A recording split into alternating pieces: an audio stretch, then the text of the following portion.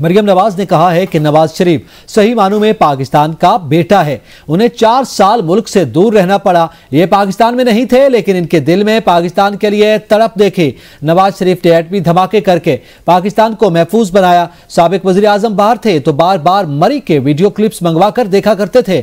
नवाज शरीफ की मरी से मोहब्बत मेरे अंदर भी मुंतकिल हुई। अल्लाह ने मुझे मौका दिया तो मरी के हालात बेहतर बनाएंगे। के इलाके हैं, यहाँ पर अगर कोई खुदा न खास्ता बीमार हो जाए या कोई इमरजेंसी हो जाए तो कितना इन लोगों को बेबसी का उस वक्त सामना करना पड़ता है। आला तरीन मंसूबे होने चाहिए, ये मरी का हक है।